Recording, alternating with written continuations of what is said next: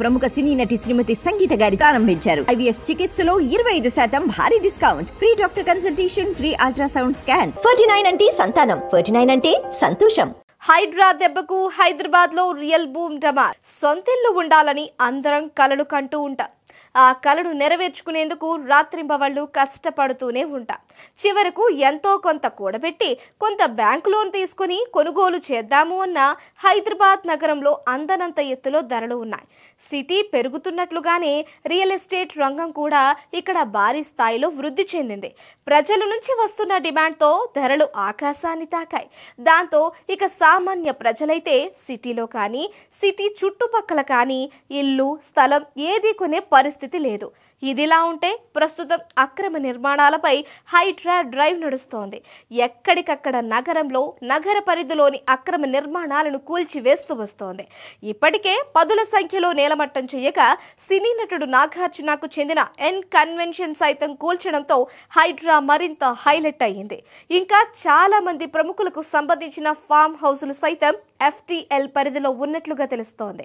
దీంతో వాటిని కూడా కూల్చేందుకు హైడ్రా సిద్ధం అయినట్లుగా తెలుస్తోంది. కట్ చేస్తే ఇప్పుడు ఈ కూల్చివేతల ప్రభావం రియల్ ఎస్టేట్ రంగంపై తీవ్రంగా పడింది. అక్రమ నిర్మాణాలను హైడ్రా కూల్చివేస్తూ ఉండడంతో సిటీ పరిధిలో రియల్ వ్యాపారం దెబ్బకు పడిపోయింది. అంతేకాదు పలు చోట్ల ధరలు సైతం భారీగా తగ్గినట్లు తెలుస్తోంది. దీంతో రియల్ ఎస్టేట్ మార్కెట్ ఇప్పుడు తీవ్ర స్థాయిలో నష్టాన్ని ఎదుర్కొంటోంది. అయితే జన్వాడలోని KTR కు చెందినదని చెప్తున్న ఫామ్ హౌస్ పరిధిలోని భూముల ధరలు కూడా ఊహించని స్థాయికి పడిపోయినట్లుగా ప్రచారం జరుగుతోంది. KTR ఫామ్ హౌస్ సైతం అక్రమ నిర్మాణం అంటూ పెద్ద ఎత్తున వార్తలు వచ్చాయి.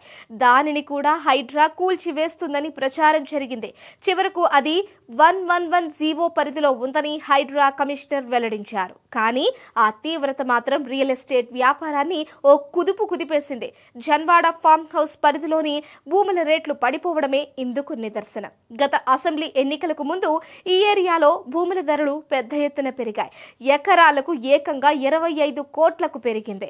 ఆ సమయంలో బీఆర్ఎస్ ప్రభుత్వం జీవో 111ను ఎత్తివేయబోతున్నట్లుగాను సంకేతాలు ఇచ్చింది.